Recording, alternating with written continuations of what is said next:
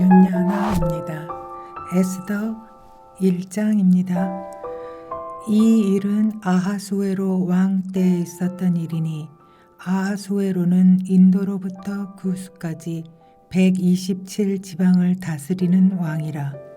당시에 아하수에로 왕이 수산 궁에서 즉위하고 왕위에 있은 지 제3년에 그의 모든 지방관과 신하들을 위하여 잔치를 베푸니 바사와 메대의 장수와 각 지방의 귀족과 지방관들이 다 왕 앞에 있는지라. 왕이 여러 날 곧 180일 동안에 그의 영화로운 나라의 부함과 위엄의 형력함을 나타내니라. 이 날이 지남에 왕이 또 도송 수산에 있는 귀천간의 백성을 위하여 왕궁 후원 뜰에서 7일 동안 잔치를 베풀세.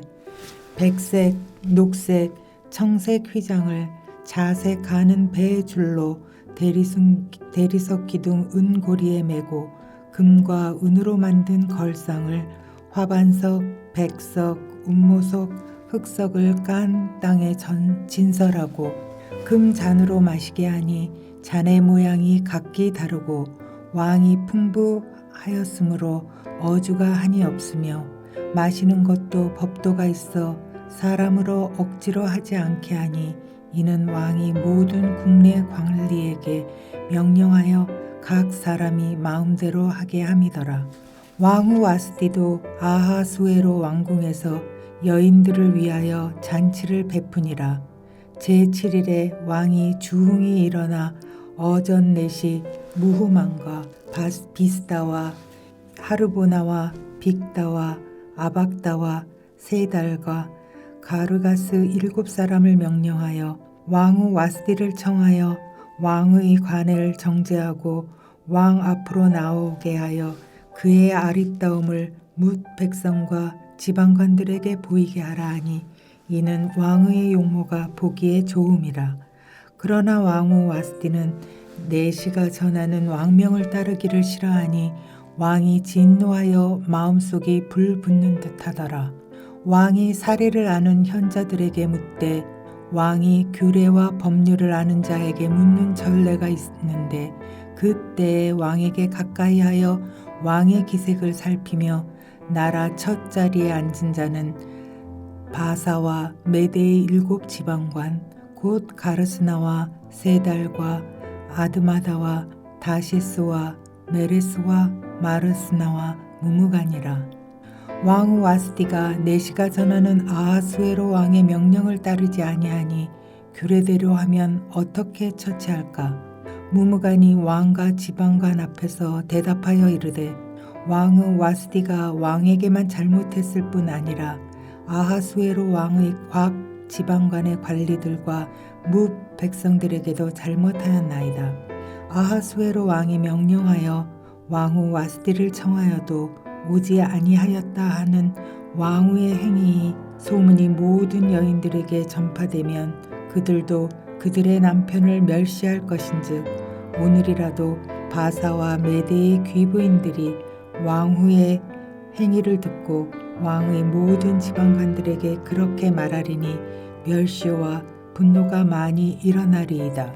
왕이 만일 좋게 여기실진대 와스디가 다시는 왕 앞에 오지 못하게 하는 조서를 내리되 바사와 메대의 법률에 기록하여 변개함이 없게 하고 그 왕후의 자리를 그보다 나은 사람에게 주소서. 왕의 조소가 이 광대한 전국에 반포되면 귀천을 막론하고 모든 여인들이 그들의 남편을 존경하리이다 하니라. 왕과 지방관들이 그 말을 옳게 여긴지라 왕이 무무간의 말대로 행하여 각 지방 각 백성의 문자와 언어로 모든 지방에 조서를 내려 이르기를 남편이 자기의 집을 주관하게 하고 자기 민족의 언어로 말하게 하라 하셨더라. 하늘에 계신 우리 아버지여, 이름이 거룩히 여김을 받으시오며 나라가 임하옵시며 뜻이 하늘에서 이룬 것 같이 땅에서도 이루어지이다.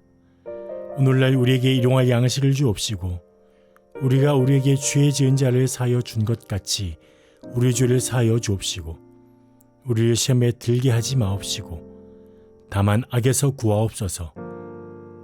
대개 나라와 권세와 영광이 아버지께 영원히 싸움나이다. 아멘.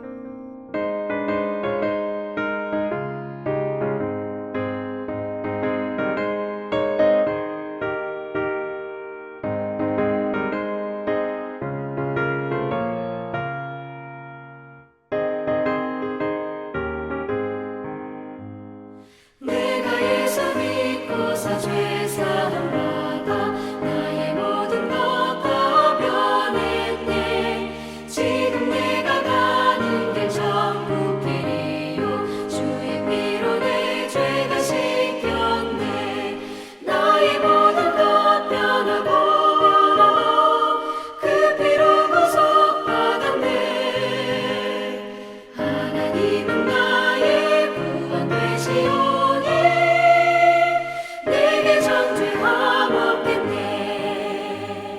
주님 맑은 빛 되사 어둠을 지니 나의 모든 것 다 변했네. 지금 내가 주 앞에 온전케 됨은 주의 공로를 의지함일세. 나의 모든 것 변하고 그 피로 구속받았네. 하나님은 나의 구원 되시오.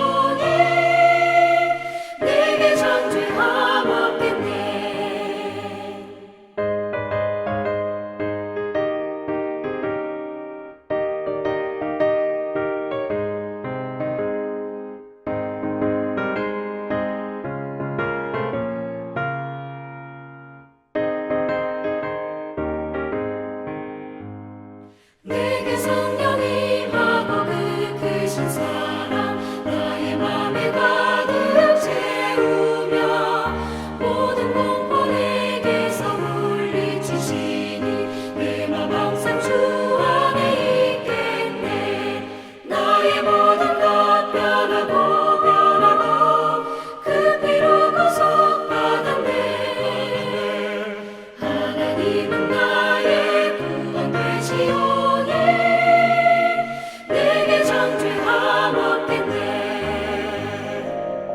사랑하는 성도 여러분, 즐겁고 유익하고 은혜로운 추석 명절 보내시기를 바랍니다.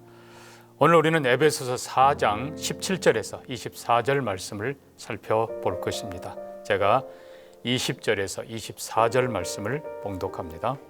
오직 너희는 그리스도를 그같이 배우지 아니하였느니라.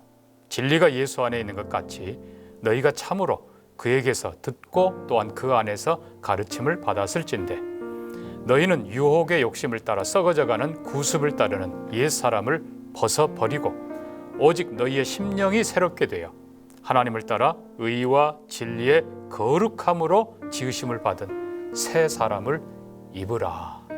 아멘. 에베소서는 구원론 그리고 교회론 잘 가르쳐주고 있는 서신입니다. 특별히 4장에서는 우리의 구원을 부르심이라고 표현합니다. 4장 1절에 너희가 부르심을 받은 일에 합당하게 행하여, 또 4절도 너희가 부르심의 한 소망 안에서 부르심을 받았느니라. 하나님의 부르심, 이 부르심은 양면을 가르쳐줍니다. 하나는 지체로, 성도로, 하나님의 자녀로 부르신 개인적인 부름입니다. 그런데 이 부르심이 개인적으로지만 하나님께서는 그리스도 안에서 이들 모두를 연합하여 한 가족이 되게 하시고 에베소서 표현되려면 한 몸, 한 지체가 되게 하십니다. 그러다 보니까 가정에도 부모가 있고 자녀가 있고 이렇듯이 우리 몸에도 각 신체 장기가 따로 있는 것입니다. 우리가 다 함께 부르심을 받았지만 하나가 되어서 각기 특별한 다른 역할을 하도록 부르신 것입니다. 그래서 우리 몸 안에 여러 가지 장기가 있고 여러 가지 기능이 있지만은 그러나 물론 각자가 다 하죠. 그러나 한편으로 보면 또 서로 보완하기도 하십니다. 우리 몸이요. 그리고 더욱 놀라운 것은 우리 몸 안에 여러 신체 장기가 있지만 그 안에 수억 개의 세포가 있습니다. 근데 놀랍게도 이 세포 안에 있는 본질, DNA는 그 사람 개인의 것은 다 똑같다는 것입니다. 그렇습니다. 예수 그리스도의 몸, 우리가 각자 여러 가지 기능을 가지고 또 재능 은사를 가지고 한 몸에 참여하지만 우리 안에 동일한 예수 그리스도가 계신다는 사실입니다. 좀 놀랍죠? 그 에베소서는 구원론이라고 했습니다. 1장에서는 만물 위에 있는 교회, 그리고 교회는 그의 몸이라 하나님께서는 교회를 통해서 세상을 충만하게 하신다. 2장에서는 특별히 이방인들도 죽게 돌아오도록 예수 그리스도의 십자가의 피로 화평을 이루시고 이방인도 돌아와서 그의 몸에 동참하게 하신다. 그래서 함께 성전이 되어간다고 기록합니다. 또 3장에서는 그 이방인들이 유대인과 동일하게 함께 상속자가 되고 그리고 교회 안에서 함께 하나님의 영광을 보게 된다고 말씀합니다. 하나님이 주시는 각종 지혜 그리고 성령이 그들에게도 함께 하십니다. 유대인만이 아니라 이방인에도 성령이 함께 하신다. 자, 그리고 우리가 어제 살펴봤습니다만 4장에 보면은 자, 부르심 말씀드린 대로 구원으로의 부르심이지만 또한 그리스도의 몸으로 부르심입니다. 가족으로 부르심입니다. 백성으로 부르심입니다. 각자의 재능과 은사 또 하나님이 주시는 책임을 따라서 여러 가지 사명과 기능이 있다는 것을 우리가 압니다. 특별히 11절 이하에 보니까 하나님께서는 교회를 위해서 특별한 사역자들을 세우십니다. 사도로, 어떤 사람은 선지자로, 또 어떤 사람은 복음 전파자로, 또 어떤 사람은 목사와 교사로 삼으셨다. 자, 먼저 우리는 사도, 결국은 초대 교회를 세우는데 중요한 역할을 하는 사람들이 바로 사도들입니다. 그리고 선지자들은 성경을 완성하게 하셨습니다. 그리고 복음 전파자는 새로운 지역, 새로운 민족에게 복음을 전하게 하십니다. 오늘날 전도사라는 개념이 아니고 선교사라는 개념이 더 맞을 것입니다. 그리고 각 지역교회를 위해서는 목사와 교사를 주셨습니다. 대부분의 성경 해석자들은 여기 관사가 하나인 것을 보아서 목사 겸 교사라고 이해를 합니다. 자, 이 목사와 교사를 주신 목적이 뭡니까? 12절 보니까 성도를 온전케 하며, 그러니까 모든 성도들을 그들의 재능과 은사를 확인하고 그들을 잘 훈련시키고 무장시킨다는 뜻입니다. 성도를 온전케 하여 봉사의 일을 하게 하고 그들이 주신 재능과 은사, 훈련, 이 모든 무기, 질서를 따라서 사역하게 하는 것입니다. 그러니까 실은 전 성도가 사역자인 것입니다. 오히려 목사와 교사는 그들을 훈련시키는 교관인 것이죠. 궁극적으로는 그리스도의 몸을 세우려 하심이라. 각자가 모든 성도들이 훈련받고 사역하는 건강한 몸 그리고 건강한 사역이 이루어지는 것이 그리스도의 교회인 것입니다. 자, 이제 이 일들을 위해서 앞부분에서는 사도, 선지자, 복음 전환자, 목사, 교사의 역할을 주로 얘기했는데 이제 17절부터는요 모든 성도가 반드시 이렇게 해야 된다고 강조하는 것입니다. 그것이 바로 17절 보니까요. 그러므로 내가 이것을 말하며 주 안에서 증언하노니라는 특별한 단어를 썼습니다. 증언. 원래 이 증언이란 말은 공중 앞에서 크게 선포하는 것 혹은 또 법정에서 분명하게 증언하는 것을 뜻하는 겁니다만 오늘 이 본문에서는 너희에게 확실하게 말한다, 분명하게 말한다 그런 뜻으로 우리가 이해하면 좋겠습니다. 그러니까 반드시 이렇게 해야 된다는 것입니다. 핵심이 뭡니까? 옛사람을 벗어버려야 된다. 그리고 그리스도 안에서 새 사람을 입어야 된다. 먼저 17절에서 19절까지에는 하나님을 떠나 사는 이방인의 삶을 자세하게 설명해 주고 있습니다. 그러니까 예수 밖에 있는 삶, 이방인의 방탕한 삶. 자, 17절 보면요. 마음이 허망했다. 이 허망하다 이 말은 말 그대로 텅 비었다. 이 뜻이 또 바로 또 우상이란 뜻입니다. 결국은 아무것도 아닌 삶, 의미도 없고 능력도 없고 생명도 없고 가치도 없는 삶, 그게 바로 허망하다는 뜻입니다. 그 다음에 18절에는 총명이 어두워졌다. 무지한 삶. 결국은 그 말은 빛이 없는 삶. 결국 빛이 생명이요 질서요, 사랑이요, 에너지인데 이 빛이 없으면 아무것도 없는 삶은 어두운 삶인 것입니다. 그 다음에 감각 없다. 물론 여기에서는 방탕과 방임과 더러운 삶이라는 뜻이지만 말 그대로 이 죽은 상태라는 것입니다. 영적으로 감각 없는, 도무지 하나님에 대한 인식도 없는 삶.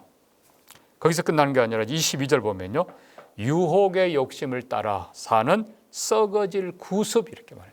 유혹, 사탄이 그걸 또 이용하는 것입니다. 거기다가 썩어지는 인생, 결국 18절 말씀한 대로 하나님의 생명에서 떨어진 삶, 떨어져 나간 삶, 그러니까 당연히 죽은 영혼이고 그리고 썩어져가는 죽은 삶인 것입니다. 참고로 이 에베소는 아데미 여신을 섬기는 그런 성읍이었습니다.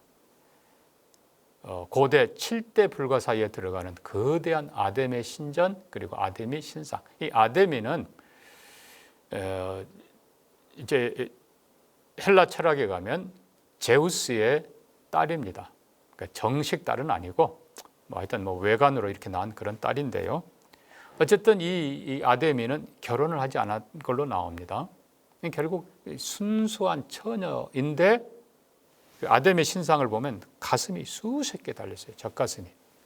결국은 이 아데미라는 신상, 이 여신은요, 자신의 그 순수한 처녀성을 강조하면서 쉽게 말하면 이 생명력, 이거를 오히려 가난하고 어려운 사람들에게 나눠준다는 겁니다. 그러니까 이 아데미 신은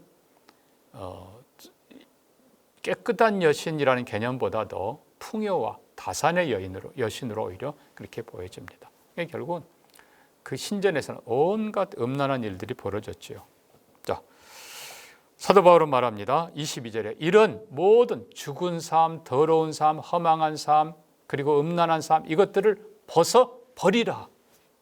마치 옷을, 더럽고 추한 옷을 벗어버린 것 같이 표현을 하는 것입니다. 자, 그래서 우리가 먼저 옷이라는 걸 생각해 보면, 옷은 신분을 가리킵니다. 사실 우리가 고대에는 더더욱 그렇지만 그들은 색깔, 신분에 따라서 색깔의 옷을 입었고 자질이 틀렸습니다. 옷 재료가요. 우리 특별히 조선시대에 보면 전부 다 이 복장이 다 신분을 가르치잖아요. 그 옷은 신분입니다. 뿐만 아니라 옷은 사람이 입은 그대로 생활하게 되는 인격과 삶을 가리키는 것입니다. 그러니까 이 옷은 예를 들어 아이들에게 체육복 입혀놓으면 뛰어놉니다. 잠옷 입히면 자요. 그렇습니다. 옷은 삶을 가르치는 겁니다. 뿐만 아니라 옷은 우리를 보호해 주는 특별한 축복입니다. 자, 그래서 이 낡고 더럽고 추하고 냄새나는 옛사람의 옷을 벗어버리라. 중요한 건 그냥 벗으라 정도가 아니라 완전히 버리라는 것입니다. 불태워버리라는 거예요. 뿐만 아니라, 자, 중요한 건요, 이 벗어버린다 이 말은 그 위로 그냥 그리스도의 옷을 입어라가 아닌 거예요. 완전히 벗어버려야 돼. 그리고 새 옷을 입어야 되는데 예수 그리스도로 지음받은 새 옷, 새 사람의 옷을 말하는 겁니다. 자, 여기서 우리가 생각해야 될 건 아까 말씀드린 대로 옛것 더럽고 추한 것 위에 덧입으라가 아니에요. 옛것 벗어버리라. 근데 벗어버린 상태로 바로 옷을 입는 사람은 그건 바보예요. 자신을 깨끗하게 하고 그리고 옷을 입어야 됩니다. 깨끗하게 하는 그것이 23절에 너희의 심령이 새롭게 되어라는 것입니다. 우리의 마음이 옛적에 허망한 것, 더럽고 악한 것, 추한 것 추구하는데 겉으로만 새 옷 입으면 새 사람이 되는 게 아닙니다. 속 사람이 새로워져야 됩니다. 먼저는 예수 그리스도가 그 마음에 계셔야 되고 예수 그리스도의 생명이 들어와야 되고 예수 그리스도의 능력이 들어와야 되는 것입니다. 그래서 예수 그리스도의 피로 깨끗함 받고 예수 그리스도의 인격으로 새로워지고 예수 그리스도의 삶으로 나아가야 되는 것입니다. 구체적인 건 내일 말씀드리겠습니다만 우리가 기본적으로 근본적으로 바꿔야 된다는 것입니다. 그래서 먼저는 심령이 새롭게 되고 그리고 이제는 예수 그리스도의 의의 옷 24절 보니까요. 하나님을 따라 의와 진리와 거룩한 옷. 의의 옷은 신분이 바뀌었다는 것입니다. 진리는 삶의 방향이 바뀐다는 것입니다. 삶의 라이프 스타일이 바뀐다는 거예요. 그리고 거룩은 외형으로 이제는 안에뿐만 아니라 외형도 하얀 세마포처럼 우리의 삶이 거룩하게 변화되는 것입니다. 자, 그래서 결국은 예수 그리스도가 우리 안에 들어와 계셔야 되고, 예수 그리스도의 계속 여기 보면 배운다, 가르친다, 그리스도의 가르침을 따라서 예수 그리스도처럼 예수 그리스도인 그리스도답게 사는 것, 작은 예수로 사는 것, 이 삶이 바로 새로운 옷을 입는 것입니다. 그래서 옛 사람, 하나님 기뻐하지 않는 더럽고 추하고 악한 것은 버리고, 그리고 우리 심령도 새롭게, 몸도 마음도 새롭게 예수 그리스도의 진리를 따라서 깨끗하게 되고, 그것으로는 안 되지요. 예수 그리스도로 옷 입고 예수 그리스도의 그 신분, 그리고 능력, 지혜, 예수 그리스도의 모든 것으로 우리가 덧입어서 그리스도인답게 존귀하고 깨끗하게, 그리고 값지게 사는 우리 모든 성도들 되기를 주의 이름으로 축복합니다. 함께 기도합니다. 하나님 아버지, 예수 밖에 살던 우리 옛사람을 우리가 바로 알게 하시고, 그냥 덧입는 정도가 아니고 완전하게 옛것은 벗어버리게 하시고, 우리의 믿음과 새로운 결단으로 우리의 속사람까지 새로워지도록 축복해 주시옵소서. 우리가 예수 그리스도를 바로 믿고 바로 모시고 바로 섬기고 바로 배우면서 이제는 예수의 사람들로 서게 하여 주시옵소서. 그래서 우리가 찬송하는 대로 하나님의 꿈이 우리의 비전 되게 하시고, 예수의 성품이 우리의 인격 되게 하시고, 성령님의 권능이 우리의 능력이 되도록 축복해 주시옵소서. 추석을 맞는 모든 성도들의 가정에 축복하셔서 평안하게 하시고, 예배하며 기쁨과 즐거움 가득하게 하시고, 전도와 하나님의 영광이 펼쳐지도록 복을 내려 주시옵소서. 또 9월 중순에 있을 우리 교단 총회도 축복해 주시고, 은혜로운 총회, 질서 있는 총회, 거룩한 성총회가 되도록 축복하여 주옵소서. 감사하며 예수님 이름으로 기도합니다. 아멘.